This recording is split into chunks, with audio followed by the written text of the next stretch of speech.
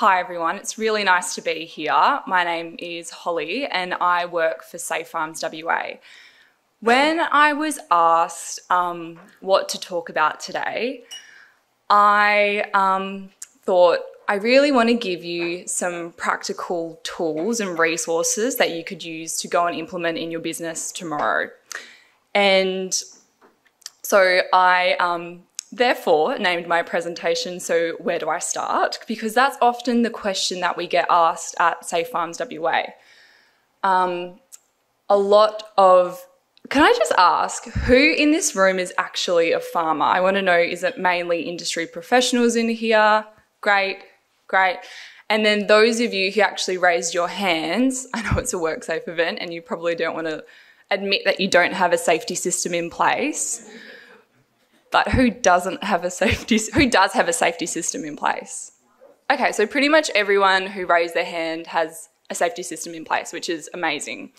So this presentation is, you're probably doing a lot of the things in this presentation, but I think it will be a good reminder and hopefully you might be able to take away one tool that you can use to implement in your business. So as Andrew said, I grew up on my parents' farm in Mullawar and I left at 12 years old, but then I came back and I was living in Mullawar for 3 years. During the time when the new legislation came into effect, so I was, involved in the conversations that my parents were having. I was witnessing the anxiety and the overwhelming, the feelings around what do I do. My dad's a very safe farmer. Of course I'm going to say that. He is a very safe person, but doesn't necessarily have that documentation in place and was extremely overwhelmed and didn't know where to start when it came to compliance. So I get it. I completely get it. And I think it's really important to break down safety so that we give really clear, straightforward instructions to farmers. So let's get started. So disclaimer, SafeFarms WA, we're not legal practitioners. We cannot give you advice in terms of what will stand up in a court of law. If you do need advice, please contact a legal professional.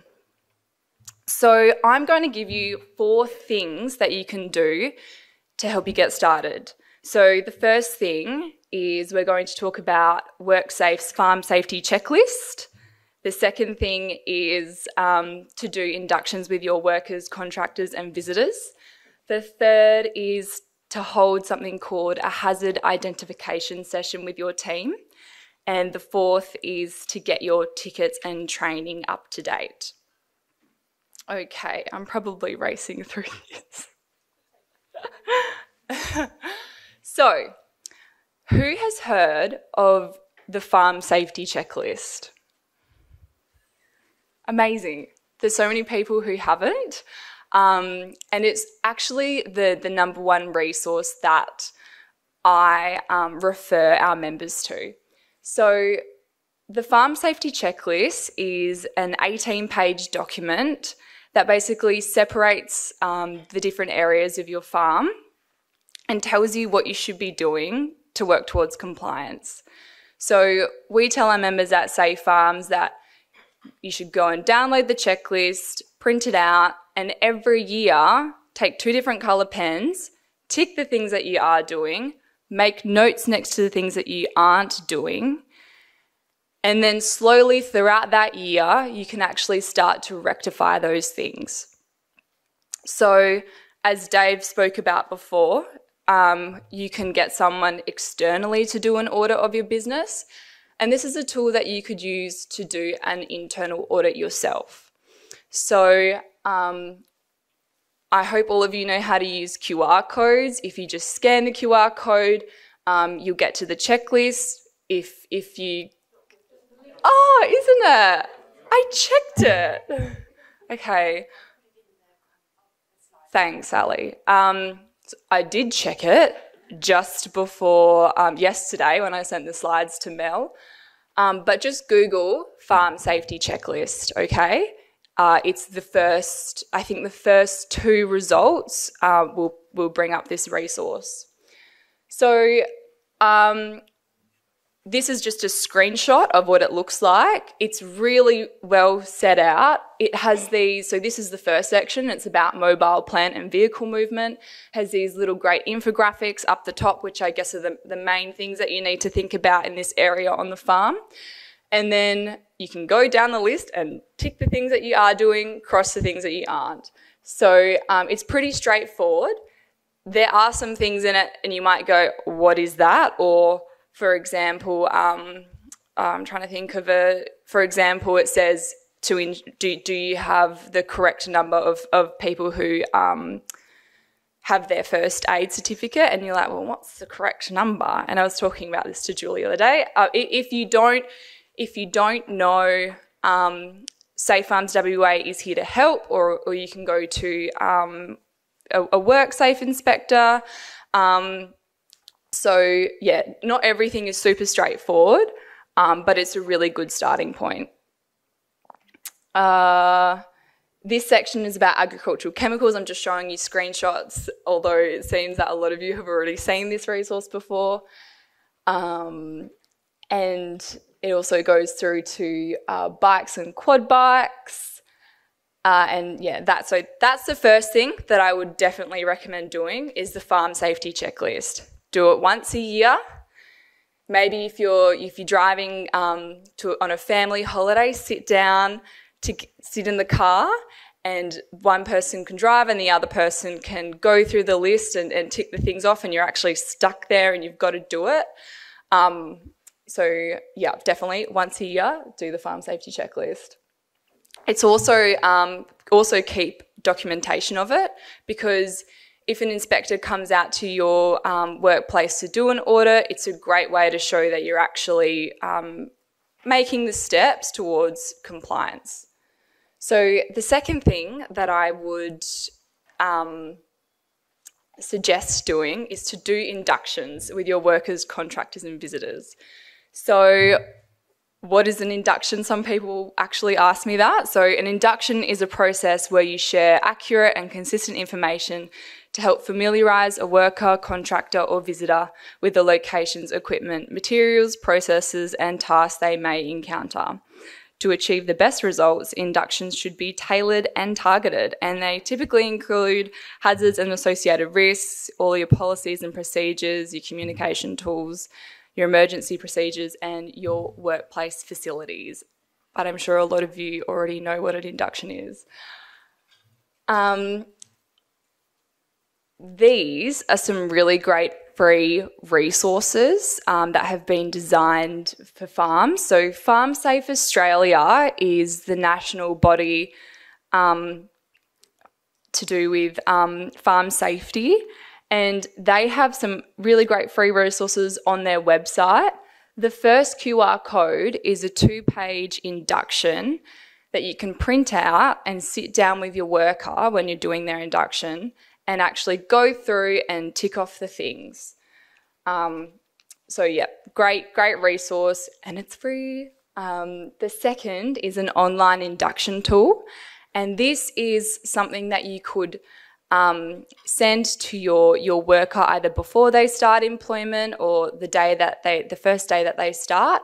Sit down on the computer and work through the induction tool. It advises them of their responsibility when it comes to safety and some of the common hazards associated with farming. So that's also a great resource. And then the last one is a sign-off sheet, and that will tell you basically all the things that you need to do in an induction, and then you and the worker can actually sign off that you have completed those things. So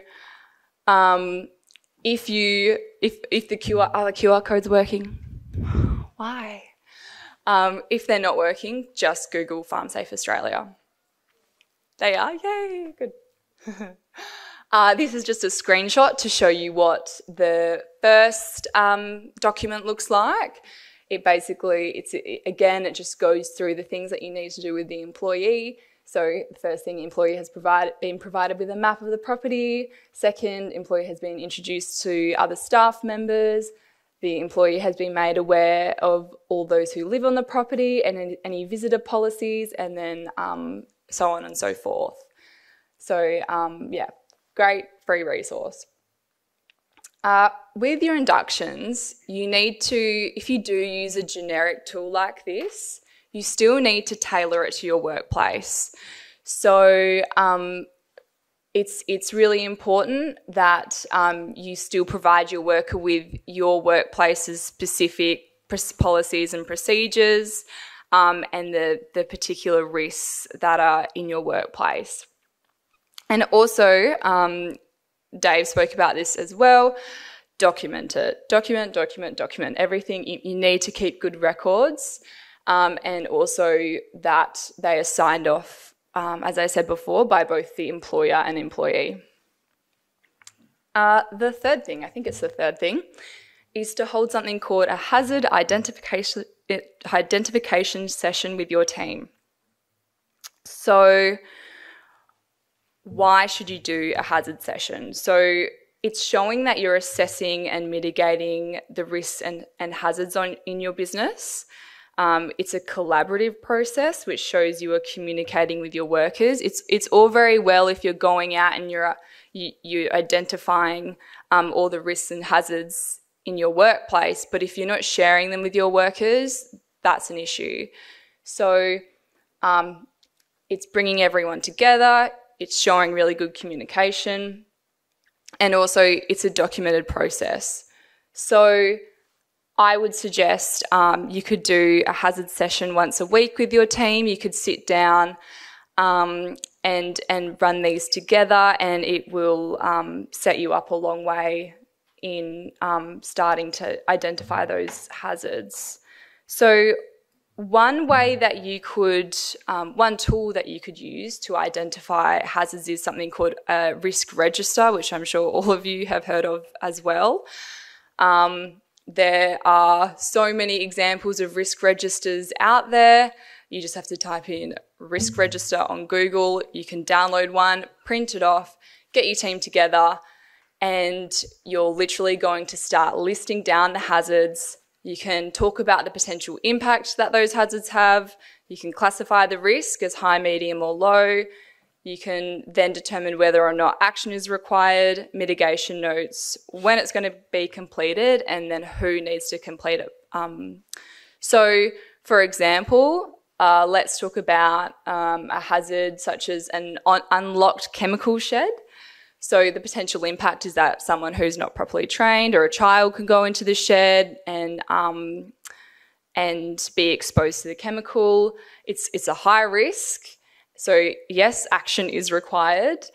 And to mitigate that, you could put a lock on the chemical shed, and with the date to be completed, be realistic. You might not be able to do it tomorrow. It might be a really busy time in your business. You might have to drive into town to go and actually buy the lock, and you're not going to be able to go into town until the end of the week or next week. So, it's really important to be realistic about when you're going to complete that, and then, and then also determining who's going to do that. My suggestion is when you do your hazard session, break them up into 6 different areas of the farm. So one week you could sit down and list all the hazards in the workshop. I know it's very overwhelming. You might go, there's thousands of them. How am I ever going to list every single hazard? But just get started. So yes, get started on the workshop. Then next week you could do your mobile machinery and tractors. Then move on to grain movement and storage, livestock handling and movement, chemical shed, and then shearing shed. It's probably beneficial if you take your team out to these areas and actually, get a clipboard, print out the risk register, and be in the environment when you're actually identifying the hazards. 5 minutes, okay. Again, with your hazard session, keep good records. There's no point in doing it if you're not going to keep, or no, of course there is a point in doing it, but don't throw the pieces of paper in the bin afterwards. Make copies, file them. Include the names of the workers who have contributed to each register. This is really important to show that you're including your team in the process and that is being communicated to everyone. And then also, it's a great idea to make sure that your risk register is accessible. This could be maybe you make copies and you stick them on your shed wall or in the workshop. Could be that you use a share drive or something like that. Or there's many apps out there too. And the fourth thing is that you get your training and tickets up to date. So I just chose 4 different activities that are very common activities on the farm, and that is using chemicals, driving a forklift, if you've got silos, and also a lot of farms you're moving vehicles on public roads. So if you're using chemicals, it's a really great idea to complete a chemical management course such as an OzChem. It's not currently required, but it's, as long as the person who is generally using the chemicals has this course, not everyone in the workplace necessarily needs to have it. If you have a forklift, make sure you get a forklift ticket. I think my dad only got his last year and he's been farming forever. If you're working in or on silos, you need your working at heights, working in confined spaces licence, and then if you're moving oversized vehicles, you need your pilot vehicle licence. Again, keep good records, okay? Make sure all your training is signed off by both the employer and employee, and have a copy of any other tickets, licences or qualifications you or your workers may have. So their driver's licences, if they had trade certificates, things like that. So to wrap up, the 4 things that I would suggest that you do to get started with safety in your business is to complete WorkSafe's farm safety checklist, do inductions, hold a hazard identification session with your team, and get your tickets and training up to date. I will also just do a little bit of a shameless plug here. SafeFarms is launching an app in 12 days on the 30th of October. This is, it will be an app that will allow farmers to access inductions, checklists, different templates. We're really excited. So it is only available to SafeFarms WA members. So if you're interested in becoming a member with us, please get in contact with us on those details, or you can come talk to me afterwards. So yeah, that's it for me today. Yay! Thanks everyone.